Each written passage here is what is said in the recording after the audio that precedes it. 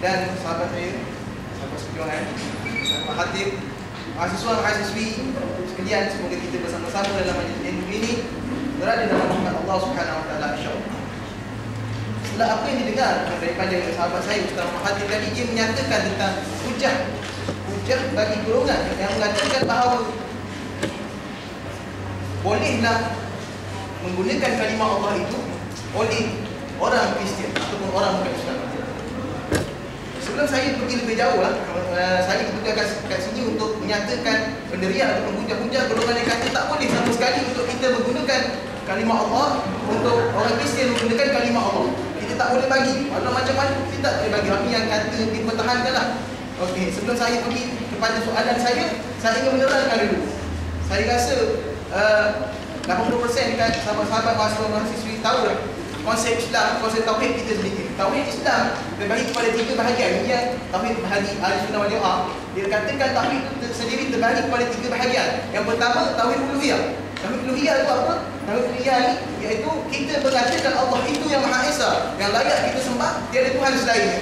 Ingat, anda ulang lagi sekali, kita mengatakan Allah itu yang Maha Esa. Esa maksudnya satu, tunggal, tiada lain selain daripada itu. Itu uluhiyah. Kita pergi kepada yang kedua, tauhid rububiyah. Rububiyah mengatakan bahawa Allah itu yang Maha Pencipta. Allah itu cipta langit, cipta bumi, cipta kita dan sebagainya. Lepas tu tauhid yang ketiga, tauhid asma' wa sifat. Tauhid asma' wa sifat ini kita mendalami tauhid itu secara kita mengenal nama-nama Allah dan sifat-sifat Allah Subhanahu Wa Taala. Seterusnya anda pergi kepada hujah-hujah ataupun hujah-hujah golongan atau firqah yang mengatakan bahawa bolehnya mengatakan bahawa tidak boleh ataupun tidak selayaknya yang ada authority bagi golongan Kristian menggunakan kalimah Allah Subhanahu Wa Taala itu dalam agamanya sendiri. Pertamanya ingin saya mengambil dalil daripada apa yang difirmankan oleh Allah Subhanahu Wa Taala. Sebab tadi Ustaz Hakim bagi hujah melalui Quran, anda naklah hujah melalui Quran juga. Kan dia kata tak adil. Lepas tu yang pertama anda ambil daripada surah Al-A'raf. Nak cakap banyak pun tak boleh. Cuma bagi masa 10 minit. Dia kawan-kawan pun kata 10 minit. Okey, surah Al-A'raf, Allah Subhanahu Wa Taala dia kata, "Walillahi al-asma'ul husna fad'uhu biha wa dharul ladzina yulhiduna fi asma'ihi sayujzauna ma kanu ya'malun."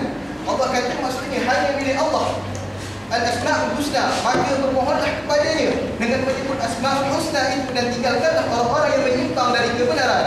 Dan dalam menyebut nama Allah, nanti mereka akan mendapat balasan terhadap apa yang telah mereka kerjakan. Okey, sekarang kita punya poin kat sini, kita nak bincang tentang yulhidun. Maknanya Allah kata yulhidun ni menyimpang. Apa yang dimaksudkan dengan menyimpang? Macam Kristian Kristian nak gunakan kalimah Allah tu, betul tak digunakan kalimah Allah? Ini hujah mereka, hujah yang menolak penggunaan kalimah Allah di sisi orang Kristian. Kita bincang tentang berpaling, yulhidun. Berkata mengikut pendapat mufassirin atau ulama-ulama, sebahagian ulama dia kata berkata mujtahid. Berkata mujahid, dia kata maksud mulhidun itu sendiri adalah orang yang menamakan Allah sebagai bapa dan berhala, mereka sebagai Tuhan-Tuhan dan seumpamanya. Itu satu. Yang kedua, berkata Ibnu Abbas, mulhidun itu maknanya mustahil. Kalau kita dapat lihat kat sini, kita masuk dalam apa yang ahli tafsir kata mustahil. Dia letak nama Allah, dia guna nama Allah sekadar dia nak mustahilkan Allah. Dan selepasnya Qatadah kata dia mensyirikkan Allah. Dia guna nama Allah dan mensyirikkan Allah. Lepas tu Al-Katabi kata salah dalam menamakan Allah dan menyimpang dari nama-namanya. Okey, itu yang kita faham. Lepas tu hujah Quran yang kedua, anda bawa satu surah, satu ayat firman Allah SWT, surah Al-Maidah ayat 73. Ba'da auzubillahi minasyaitonir rajim, laqad kafara alladziina qalu innallaha thalithu thalatha wa ma min ilahin illa ilahun wahid. Dia sesungguhnya kafirlah orang-orang yang mengatakan bahawasanya Allah salah seorang dari yang 3, padahal sesekali tidak ada Tuhan selain dari Tuhan yang Esa. Okey, dekat sini apa yang kita lihat dalil ini? Dalil yang menunjukkan Allah sendiri nafi. Allah sendiri nafi, orang yang nak gunakan nama itu letakkan pada tempat yang salah. Kalau kita fikir balik, boleh dia zalim. Berarti tak sepatutnya berlaku. Sebab apa? Zalim itu maksudnya dari sudut Islam, dari sudut syarak, dan zalim itu meletakkan sesuatu pada tempatnya, pada bukan tempatnya.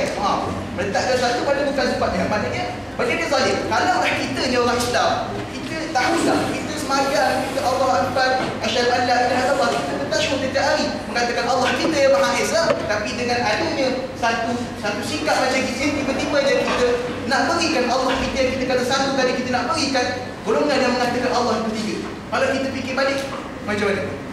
Kan tak sesuai. Kan benda ni zalim. Sedangkan Allah firman dekat dalam ayat lain, moderator senyum-senyum. Allah kata wala tarkanu ila alladziina zalamu fatamassakum nar.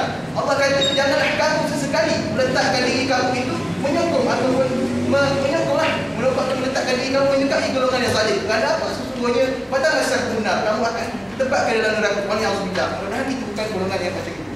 Terusnya, saya cakap laju ni, minta maaf. Seterusnya, anda pergi kepada hujah yang kedua. Tadi Quran habis dah, ada hujah. Yang kedua, mendatangkan mudarat. Mendatangkan mudarat dan demi menjaga kemaslahatan umat Islam sekarang. Kalau kita lihat masyarakat Islam sekarang ni, kita lihat dari sudut kita lah, dari sudut orang rumah kita lah. Berapa lama yang sembahyang 5 waktu? Keluarga kita insya-Allah yang ada kat sini. Kita tengok sebelah jiran. Berapa lama yang sembahyang 5 waktu? Apatah lagi pemuda yang selayangnya pergi ke masjid, sembahyang di masjid. Minta maaf juga kadang-kadang ayah kita sendiri, adik-adik kita sendiri pun benda-benda tu tak pasti tepati lagi. Ini apatah lagi bila mana kita buka satu jalan bagi orang Kristian yang menggunakan kalimah Allah itu sendiri dalam keadaan masyarakat Malaysia yang sedang mundar-mandir mencari hal tuju, mana itu Allah hakiki, mana itu Allah yang tiga. Apa sebab pula tiba-tiba dia kata mula-mula dengar masa kecil-kecil Allah itu satu. Sekarang tahun 2011 dia dengar Allah itu tiga pula. Agak pening kepada kita. Dia rasa macam bercelaru. Sedangkan menutup segala kemudaratan dalam Islam ni, Islam tutup sendiri. Kan? Pada tu kita ambil kat sini dalil yang tidak disepakati. Sebahagian pendapat ulama memakai dalil yang tidak disepakati, iaitu satu zara'i. Satu zara'i maksudnya menutup pintu kemudaratan kepada kemudaratan yang lebih besar. Lepas tu kita pegang pula apa yang dipakai oleh kawan-kawan faith. Seperti apa al-darar juga. Kemudaratan itu hendaklah kita hilangkan.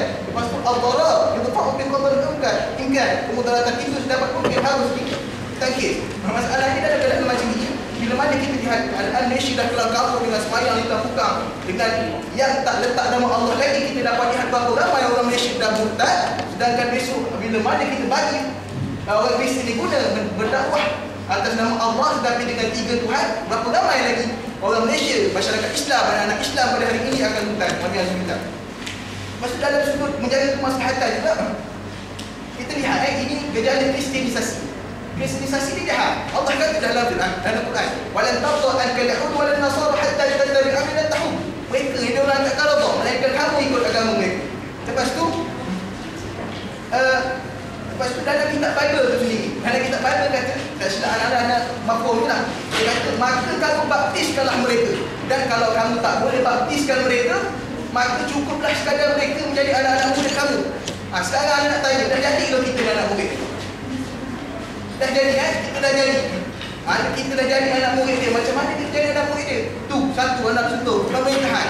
Kita perintah kita ikut Islam. Tak? Kita ikut pemerintahan British yang telah menjajah kita. Salah satu niat dia menjajah nak menyebarkan agama Kristian dia. Yang kedua, sistem pendidikan kita. Pendidikan kita Islam tak? Tak. Pendidikan kita di Malaysia adalah pendidikan dualisme. Yang mana kalau kita sebut, anda dapat lihat di sini, anda dapat contoh. Satu sekolah menengah. Sampai satu hari, cikgu pendidikan Islam, ustaz pendidikan Islam ngajar tutup aurat sampai lelaki pada pusat sampai ke lutut. Tetapi besoknya pagi ada pendidikan jasmani, cikgu pendidikan jasmani benarkan memakai seluar belik. Apakah itu dinamakan pendidikan yang bertaraf Islam? Tidak, sama sekali. Okay? Lepas tu kita pergi kepada buku yang seterusnya. Benda ni melibatkan adab kita dengan Allah Subhanahu Wa Taala. Macam mana anda cakap benda ni melibatkan adab?